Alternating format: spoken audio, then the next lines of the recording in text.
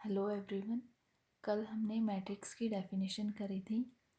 आज उससे आगे कंटिन्यू करने से पहले हम थोड़ा सा मैट्रिक्स को रिवाइज कर लेते हैं। मैट्रिक्स की डेफिनेशन क्या थी? आपने कल किया था। मैट्रिक्स आपके पास क्या होती है? मैट्रिक्स एक अरेंजमेंट होती है n एलिमेंट्स का। Matrix is an arrangement of n elements in a rectangular form in which m rows and n columns are present। ठीक है, तो आपको करना क्या होता है? आपको mn एलिमेंट्स गिवन होते हैं। उन उन mn एलिमेंट्स को आपको अरेंज करना होता है m रोज़ में एंड n कॉलम्स में। ठीक है, और मैंने आपको बताया था कि मैट्रिक्स के लिए आपके पास स्क्वायर ब्रैकेट लगाना बहुत ज़रूरी होता है। अगर स्क्वायर ब्रैकेट नहीं लगाओगे तो वो मैट्रिक्स कंसिडर नहीं की जाएगी। ठीक है, अब मैट्रिक्स के बाद हमारे पास आती है नोटेशन। मैट्रिक्स की नोटेशन हमेशा आपको, ये तो मैंने बता ही दिया, स्क्वायर ब्रैकेट में लिखनी है। आपको मैट्रिक्स की नोटेशन लिखनी है AIJ। ठीक है, ये AIJ आपके पास क्या होते हैं? AIJ are elements of the matrix. ठीक, this AIJ are elements of the matrix. ये आई आपके पास क्या होता है? ये रो को रिप्रेजेंट करता है।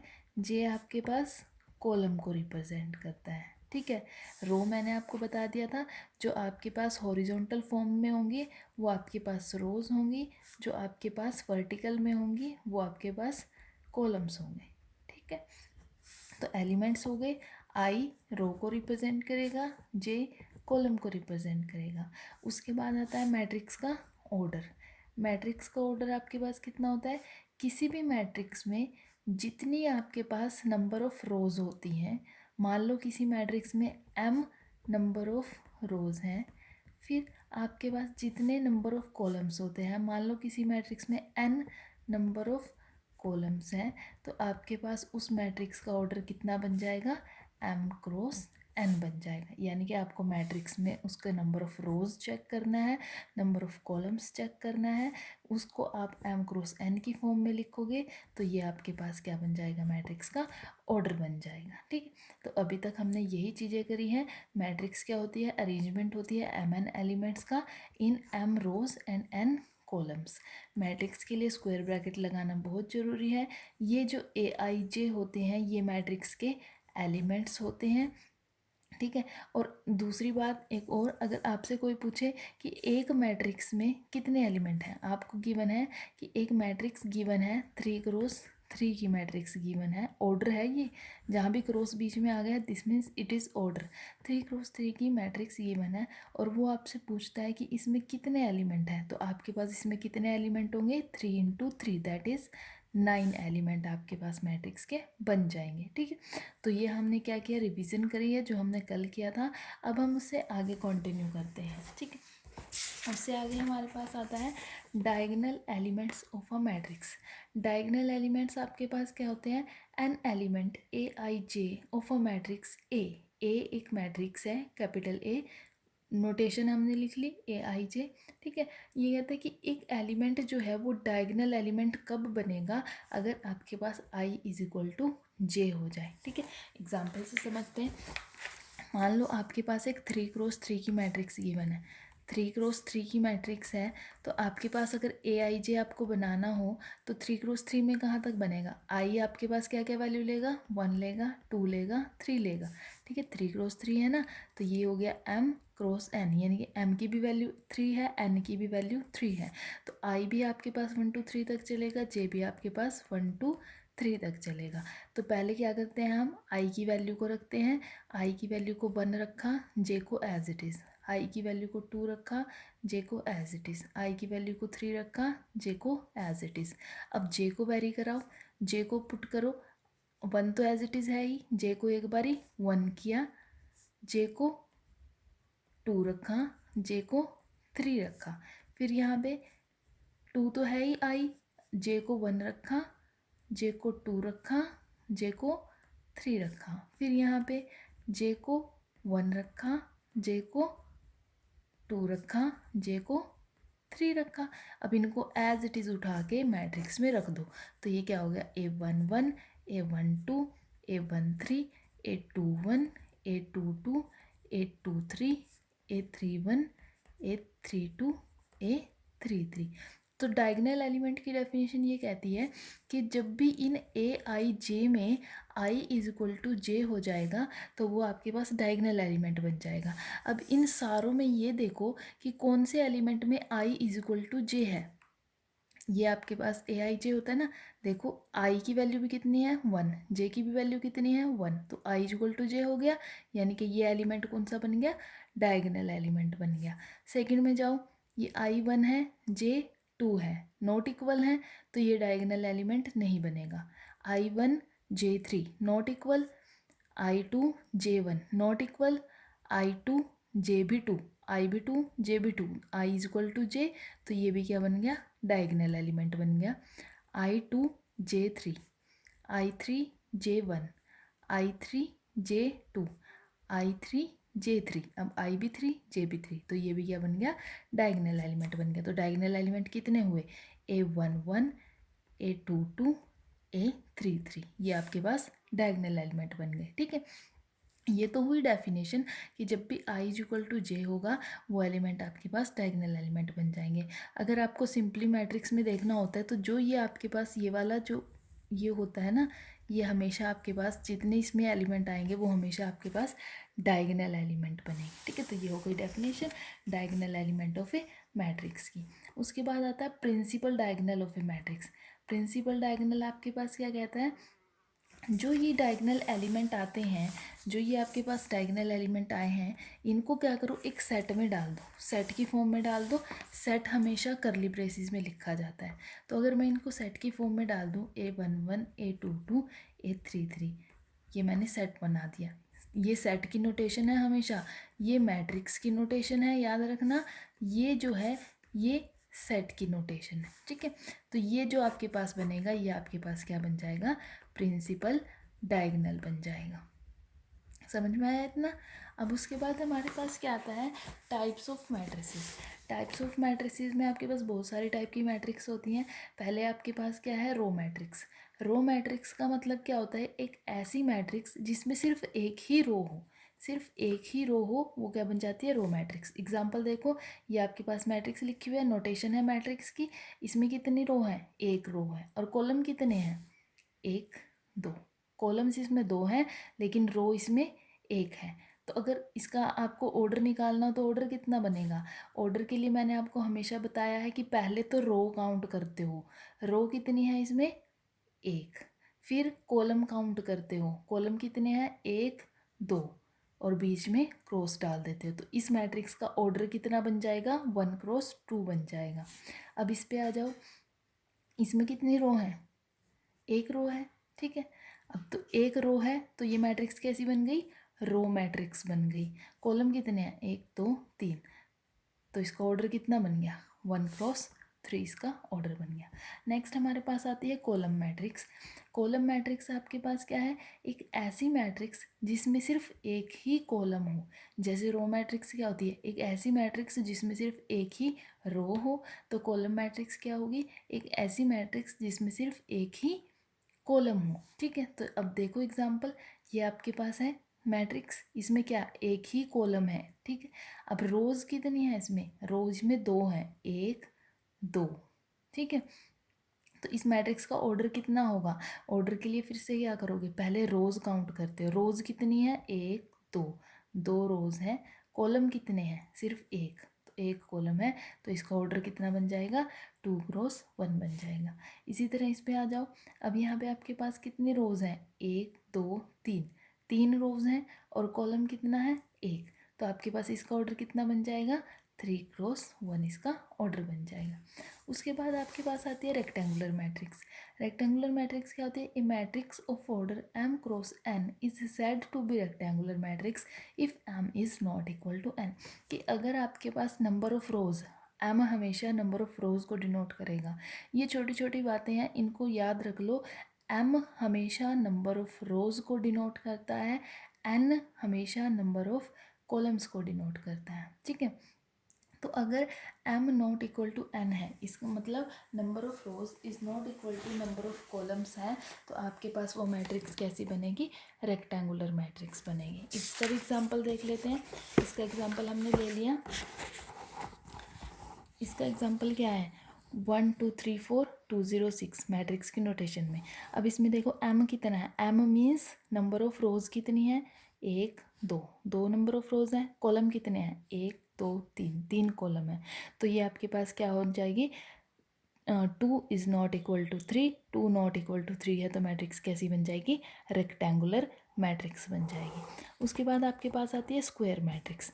स्क्वायर मैट्रिक्स आपके पास क्या कहती है, A matrix of order m cross n is said to be square matrix if m is equal to n, कि अगर m और n इक्वल हो जाए तो वो आपके पास मैट्रिक्स बन जाएगी, स्क्वायर मैट्रिक्स बन जाएगी। ठीक है, रेक्टेंगुलर और स्क्वायर मैट्रिक्स में यही डिफरेंस होता है, जहाँ पे m not equal to n हो वो आपके पास रेक्टेंगुलर मैट्रिक्स, जहाँ पे m is equal to n हो जाए वो आपके पास square matrix. m is equal to n होने का मतलब क्या है, number of rows is equal to number of columns आपके पास हो जाए तो मैट्रिक्स कैसी बन जाएगी, स्क्वायर मैट्रिक्स बन जाएगी। एग्जाम्पल हमने ले ली एक मैट्रिक्स ए क्या है, 2 3 4 5। चेक करो क्या ये स्क्वायर मैट्रिक्स है, ये रेक्टेंगुलर मैट्रिक्स है। अब इसके लिए क्या करोगे, पहले तो इसकी नंबर ऑफ रोज काउंट करोगे। नंबर ऑफ रोज कितनी है, 1 2, 2 नंबर ऑफ रोज है। कॉलम्स कितने हैं, 1 2, तो 2 ही इसमें कॉलम है, 2 ही इसमें रो है, यानी कि m भी 2 है, n भी 2 है। m is equal to n हो गया, तो आपके पास ये मैट्रिक्स कैसी हो गई, स्क्वायर मैट्रिक्स हो गई। इसी तरह इसको चेक करके देखना इसमें कितने रोज हैं और कितने कॉलम्स हैं, चेक करना कि ये मैट्रिक्स आपके पास स्क्वायर मैट्रिक्स बनती है या नहीं बनती। ठीक है, उसके बाद हमारे पास आती है डायगोनल मैट्रिक्स। डायगोनल मैट्रिक्स क्या होती है, सबसे पहले तो डायगोनल मैट्रिक्स के लिए स्क्वायर होना ज़रूरी है। जब तक मैट्रिक्स स्क्वायर मैट्रिक्स नहीं होगी तब तक आप उसको डायगोनल नहीं बना सकते। तो एक मैट्रिक्स, एक स्क्वायर मैट्रिक्स जिसके अंदर आपके पास सारे के सारे नॉन डायगोनल एलिमेंट्स जीरो हो जाएं। अब नॉन डायगोनल एलिमेंट्स कौन से होंगे, अब ये भी हमने किया ना डायगोनल एलिमेंट। डायगोनल एलिमेंट्स कौन से होते हैं, डायगोनल एलिमेंट्स वो एलिमेंट्स होते हैं जिसमें i is equal to j के इक्वल हो जाए। यानी कि अभी मैंने आपको करके भी दिखाया था, डायगोनल एलिमेंट्स कौन से होते हैं, ये वाले एलिमेंट्स होते हैं जिसमें i is equal to j के इक्वल हो जाए, यानी कि a11 a22 a33, ये आपके पास कैसे हैं, डायगोनल एलिमेंट्स हैं। तो डायगोनल मैट्रिक्स कौन सी होगी, डायगोनल मैट्रिक्स वो मैट्रिक्स होती है जिसमें सिर्फ इन एलिमेंट्स को छोड़ के बाकी सारे एलिमेंट्स आपके पास क्या बन जाए, ज़ीरो बन जाए। ठीक है, अब देखो इसका भी एग्जांपल, ये मैंने इसका एग्जांपल ले लिया ए। अब देखो इसमें अगर हम देखें तो सिर्फ इन एलिमेंट को छोड़ के बाकी सारे एलिमेंट क्या हो रहे हैं, जीरो। इसकी अगली देखो, इसकी इन एलिमेंट्स को छोड़ के डायगोनल के एलिमेंट, ये डायगोनल के एलिमेंट है, ठीक है, इनको छोड़ के बाकी सारे एलिमेंट क्या हैं, जीरो। तो ये भी कैसी हो गई, डायगोनल मैट्रिक्स आपके पास बन गई। ठीक है, और इसके डायगोनल के एलिमेंट कौन से हैं, इसके डायगोनल के एलिमेंट है 2 और 7, और इसके डायगोनल के एलिमेंट है 3 5 एंड 1। ठीक है, तो ये आपके पास कैसी बन गई, डायगोनल मैट्रिक्स बन गई। उसके बाद आपके पास आती है स्केलर मैट्रिक्स।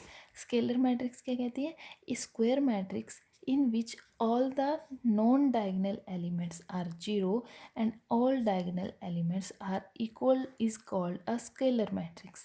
ठीक है, अब स्केलर मैट्रिक्स और डायगोनल मैट्रिक्स में ज़्यादा फर्क नहीं होता। डायगोनल मैट्रिक्स तो क्या कहती है आपके पास, डायगोनल मैट्रिक्स एक ऐसी मैट्रिक्स होती है जिसमें आपके पास सारे के सारे नॉन डायगोनल एलिमेंट ज़ीरो हो जाएं।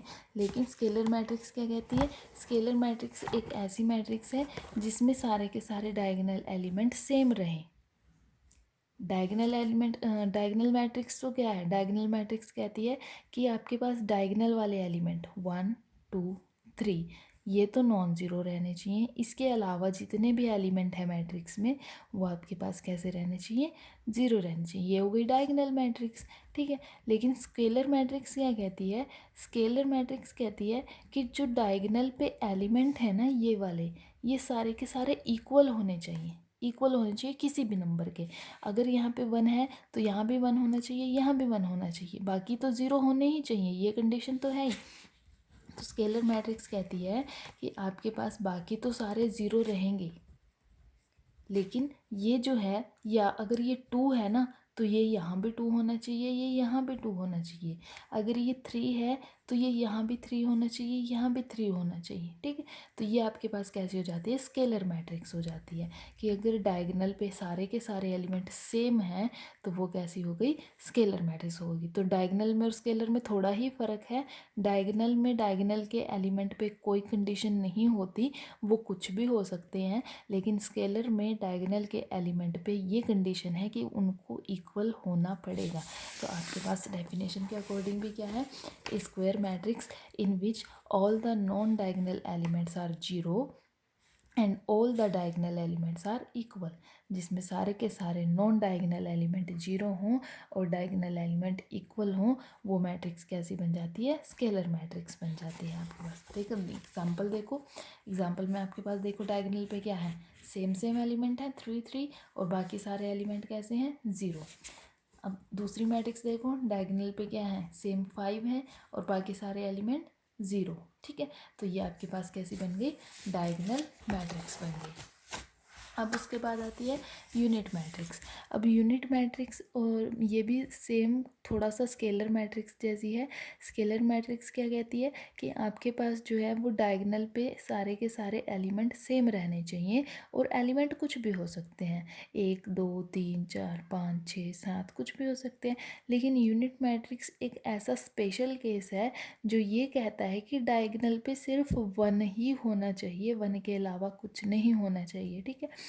तो a square matrix is said to be unit matrix or identity matrix if all its non-diagonal elements are 0 and each of its diagonal elements is unity. Unity means 1, ठीक है। तो अगर आप देखो example, आपके पास ये 1 है सिंपल, तो ये 1 क्रॉस 1 की मैट्रिक्स है। आई टू मीन्स आपके पास डायगोनल पे 1 1 है और बाकी सारे 0 हैं। I3 डायगोनल पे 1 रहने चाहिए, बाकी सारे एलिमेंट्स 0। तो ये आपके पास कैसी हो गई, यूनिट मैट्रिक्स हो गई, ठीक है। उसके बाद हमारे पास क्या आती है, ट्रायंगुलर मैट्रिक्स। ट्रायंगुलर मैट्रिक्स आपके पास 2 टाइप की होती है, एक होती है अपर ट्रायंगुलर, एक होती है लोअर ट्रायंगुलर। तो अपर ट्रायंगुलर मैट्रिक्स क्या होती है, अपर ट्रायंगुलर मैट्रिक्स वो मैट्रिक्स है जिसमें आपके पास प्रिंसिपल डायगोनल से नीचे वाले सारे एलिमेंट 0 हों और ऊपर वाले सारे एलिमेंट आपके पास नॉन ज़ीरो हों, या फिर 0 भी हो सकते हैं, उसकी कोई दिक्कत नहीं है। लेकिन नीचे वाले हमेशा सारे के सारे कैसे रहने चाहिए, 0 रहने चाहिए, ठीक है। देखो ये एग्जांपल है, ये आपके पास हो गया डायगोनल, मैट्रिक्स का डायगोनल, ठीक है। और ये इससे नीचे वाले एलिमेंट मैट्रिक्स का नाम उल्टा है, नाम अपर ट्रायंगुलर है लेकिन 0 कौन से होने चाहिए, नीचे वाले होने चाहिए। Lower triangular same to same, नाम लोअर ट्रायंगुलर है लेकिन 0 डायगोनल से ऊपर वाले होने चाहिए, ठीक है। तो एक ऐसी मैट्रिक्स जिसमें डायगोनल से ऊपर वाले सारे एलिमेंट 0 हों, वो मैट्रिक्स कैसी बन जाएगी, लोअर ट्रायंगुलर मैट्रिक्स बन जाएगी। उसके बाद आती है जीरो मैट्रिक्स।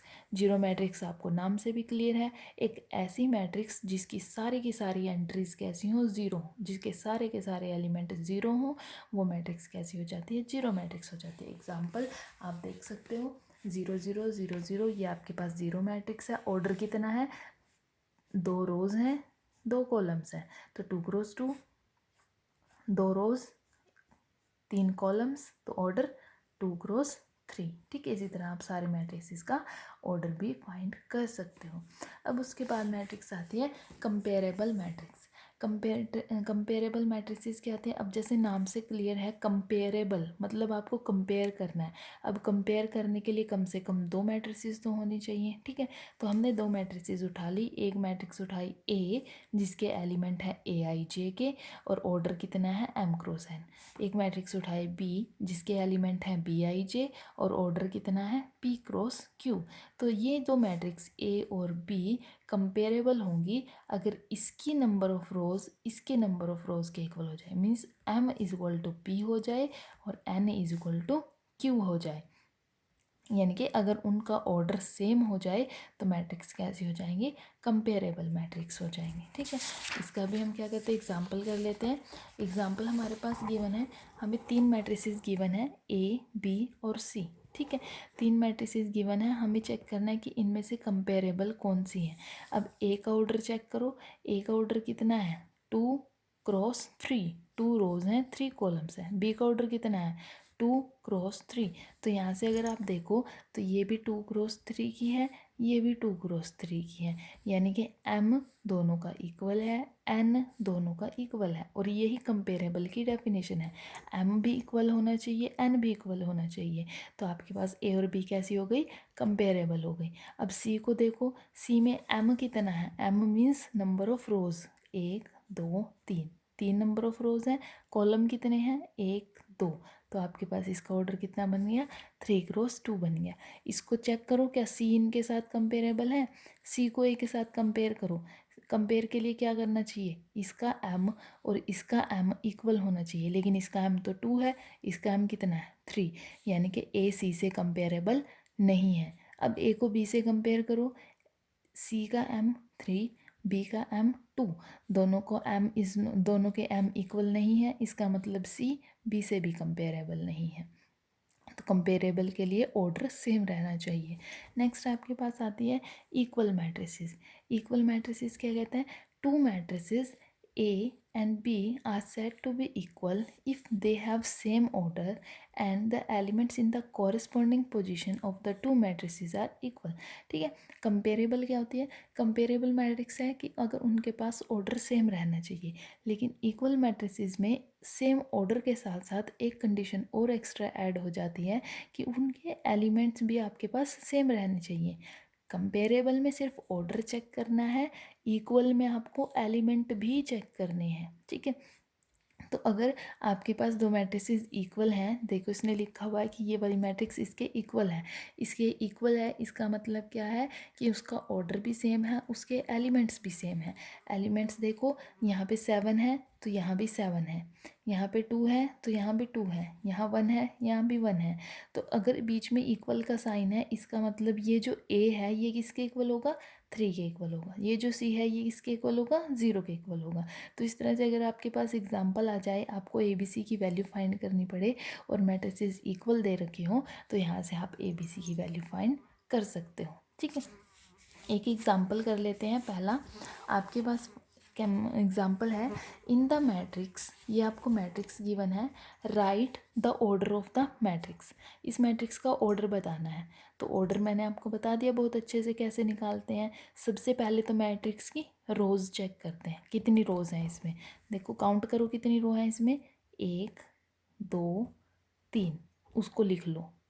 ठीक है, अब मैट्रिक्स के कॉलम चेक करते हैं। कॉलम कितने हैं, 1 2 3 4, तो इसको लिख लो और बीच में डाल दो क्रॉस, तो ये इसका आ गया ऑर्डर। तो आपके पास कितना हो गया, 3 क्रॉस 4 का इसका ऑर्डर आपके पास आ गया।